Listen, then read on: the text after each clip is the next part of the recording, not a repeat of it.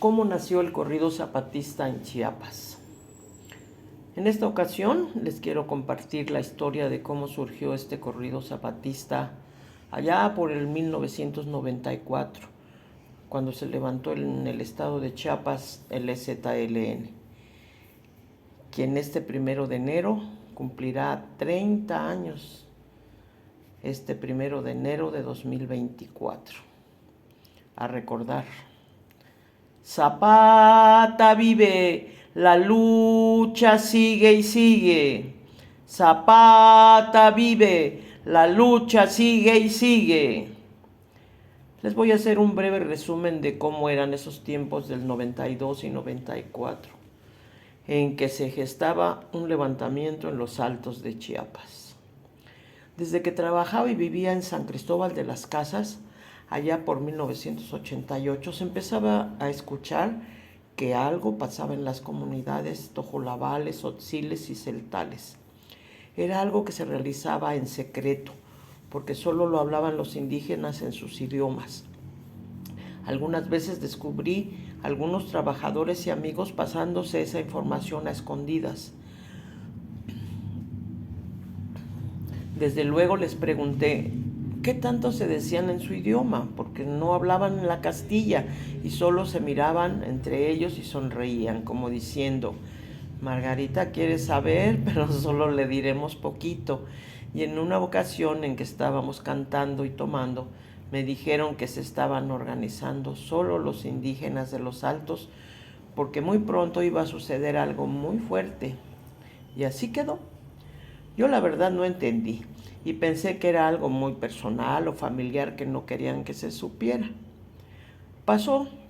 Luego, cuando me vine a trabajar a Tuxtla Gutiérrez, a las oficinas de ingresos donde me ayudó un ex compañero de Nafinsa y amigo, eran tiempos parecidos como los que está pasando ahorita en Argentina, con Salinas de Gortari y luego Ernesto Zedillo, de muchísima necesidad por la devaluación y angustias económicas, por el temor de perder todo lo que habíamos logrado con el esfuerzo de nuestro trabajo y años de entrega. Otro ex compañero de Nafin y cuasi hermano me motivó a pedir un crédito a Nafin para levantar un negocio. Y a mí se me ocurrió inicialmente que fuera una casa de huéspedes, porque en esa época no se conseguía dónde rentar o vivir en Tuxtla. Y se autorizó mi proyecto, que levanté yo solita porque mi familia estaba en México o en Polotitlán. Y así tienen que ser cuando uno está en otras partes de nuestra república. Salir adelante con los conocimientos y la experiencia adquirida, aunado a los valores enseñados por nuestros padres.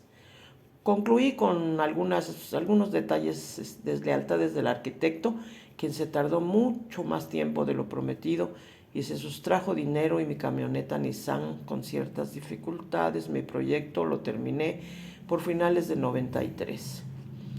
Logré rentar algunas habitaciones a estudiantes y a un contador que para ese tiempo manejaba ya una computadora y era alcohólico. Y cuando se ponía a platicar nos contaba lo que sabía de una organización denominada Las Abejas, que se ya estaba organizando para atacar al gobierno de Salinas. Nadie le creíamos porque pensábamos que estaba tomado y decía cosas que se imaginaba.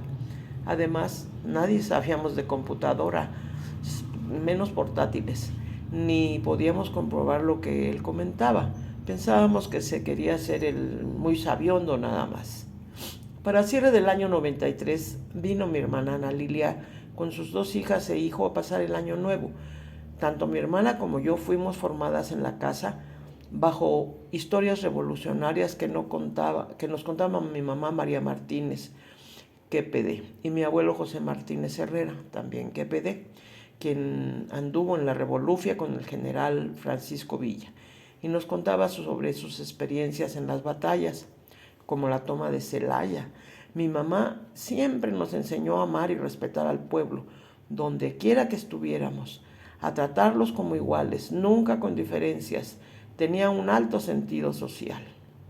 Bueno, me apego al corrido. Amaneció el 1 de enero de 1994 con la impactante noticia de que se habían levantado los indígenas en San Cristóbal de las Casas, que habían tomado el palacio de gobierno, que habían liberado a los presos y que el ejército había sido sorprendido porque estaban dormidos, tomados, y algunos hasta se habían dado su toque de marihuana, que les quitaron las armas y que los encapuchados se siguieron para Ocosingo. Pero todo era información muy vaga.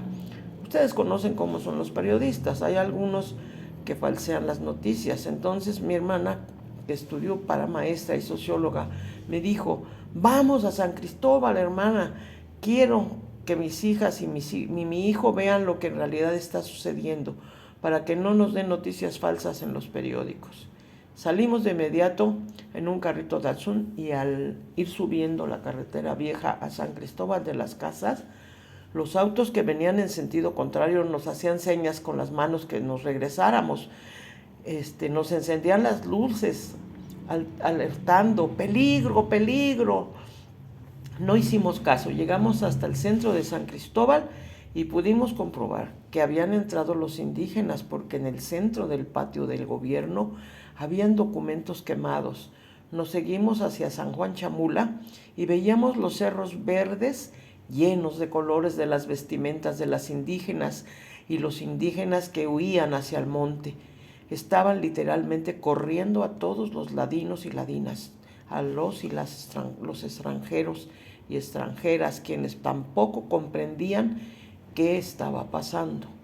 Escuchamos decir a un chamula: todos los que estemos vestidos con nuestras ropas tradicionales corremos peligro, nos van a matar porque nos identifican fácilmente. Váyanse, váyanse. Sentimos totalmente el peligro. Además, llevábamos a las hijas e hijo de mi hermana y decidimos regresar a Tuxtla, pero ya con la certeza de lo que realmente habíamos visto, cómo estaban los rostros de las gentes de San Cristóbal. Las calles muy solas, mucho frío, sucias las calles por la refriega. Solo se escuchaban relatos o información de boca en boca en la calle. El ejército en algunas calles medio crudos o adormilados, pero sorprendidos, con una actitud de no saber qué hacer, totalmente descontrolados. Recordemos que en esas épocas habían cambiado a varios gobernantes. Después que terminó Absalón Castellanos en 88, entró José Patrocinio González Blanco Garrido, que concluyó su ejercicio en 93, cuando estalló el movimiento, y Salinas dijo: solo son unos cuantos transgresores. Después siguió el Marsella, el 4 de enero de 93 al 18 de enero de 94. Luego Javier López Moreno, del 18 de enero de 94 al 7 de diciembre de 94. Siguió Eduardo Robledo Rincón, del 8 de diciembre de 94 al 14 de enero de 95. Posteriormente Julio César Ruiz Ferro, del 14 de enero de 95 al 14 de enero de 98. Finalmente Roberto Albores Guillén, del 7 de enero de 98 al 7 de diciembre de 2000. Hasta aquí, puros del PRI. Desde Elmar los perseguí a todos para que me ayudaran con la gran deuda que se me había convertido el crédito de Nafin. También le entregué carta a don Samuel Ruiz y posteriormente al subcomandante Marcos, porque de 1,500 mensuales que tenía que pagar, se fue a 15 millones mensuales y nadie consideraba que el Estado estaba en guerra. La gran devaluación, el error de diciembre, y temíamos lo peor, la pérdida de nuestro patrimonio que habíamos levantado con tantos esfuerzos.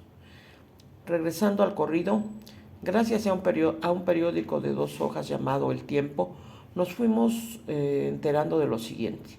En la madrugada del 1 de enero de 94, el Ejército Zapatista de Liberación Nacional lanzó una declaración de guerra contra el Estado mexicano y tomó por las armas 5 cabeceras municipales del estado de Chiapas: San Cristóbal de las Casas, Altamirano, Las Margaritas, Ocosingo y Chanal. El diario Tiempo, fundado por el licenciado y periodista Amado Bendaño Figueroa en Chiapas, diario al que el EZLN confió primero la difusión de sus movimientos. En cuanto se fue mi hermana, me puse a recordar todo, absolutamente todo lo que había visto y oído. Me senté a escribir este corrido, porque sé perfectamente que por medio de estas formas literarias el pueblo cuenta los hechos, como en la Revolución Mexicana. Lo dediqué al subcomandante Marcos, a quien empezamos a leer y admirar y apoyar, porque consideramos que verdaderamente luchaban para resolver todas las injusticias que prevalecían y aún prevalecen en las zonas indígenas de este hermoso estado de Chiapas. Un joven periodista que rentaba su cuarto conmigo le tocó cubrir al movimiento, su nombre Gaspar Romero. Le mostré mi corrido, se lo canté con mi guitarra y me lo pidió para ver si lo publicaban en el periódico donde trabajaba. Me platicó que primero le dijo a un jefe que no le pareció y dijo que no se publicaba. Y lo mostró a otro de sus jefes y de inmediato fue publicado con la condición de que también lo dedicara a Manuel Camacho Solís, y así fue. Este corrido después lo canté en la convención de Aguascalientes. También el día que bajó el EZLN a la Catedral de San Cristóbal de las Casas para dialogar todo sobre los tratados de San Andrés. En la calle de Insurgentes, a una cuadra antes de llegar a la catedral, a capela, ante la prensa nacional y extranjera, les regalé una copia por escrito y otra grabada. 2 músicos de Terán, donde yo vivo, me hicieron el favor de acompañarme con sus instrumentos para enriquecer la melodía. Eran padre e hijo, el maestro Ramón Velasco, invidente, tocaba el acordeón, y Edilberto Velasco, guitarra, quien era menor de edad en esa época. Un gran amigo de mi hermana, el muralista Mario Fernández, rotuló las portadas de los cassettes del corrido. Es un orgullo y una gran satisfacción haber vivido estos tiempos en que se cuestionó al sistema político mexicano y sus falsas promesas de modernidad con que nos engañaba y nos engañó Carlos Salinas de Gortari. A partir de esta fecha ya no hubo clientes porque todo México pensaba que todo el estado de Chiapas estaba en guerra. Para identificar este relato pongo la imagen de la comandanta Ramona, quien fue un personaje femenino emblemático en esas luchas, y desde luego al subcomandante Marcos. Anexo la página donde se publicó el corrido zapatista y una imagen de los diseños de Mario Fernández, para que puedan, si quieren, aprenderse o cantar ese corrido. Les voy a grabar unos versitos para que sepan con qué música se canta. Gracias. Mi nombre es Margarita Garrido Martínez y soy la compositora o la autora del corrido zapatista. Les voy a cantar unos pedacitos para que escuchen la melodía y quizás se lo quieran aprender o se lo quieran cantar a alguien, y para que sepan con qué música se acompaña. Dice: año del 94, el día 1 de enero, llegaron los zapatistas a San Cristóbal primero, a San Cristóbal primero.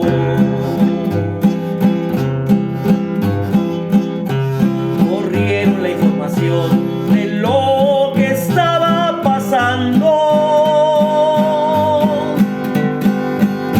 Allá en los altos de Chiapas, justicia estaban clamando, justicia estaban clamando. El pueblo se sorprendió de lo que estaba mirando. Las pintas en las paredes, al gobierno reclamando, al gobierno reclamando.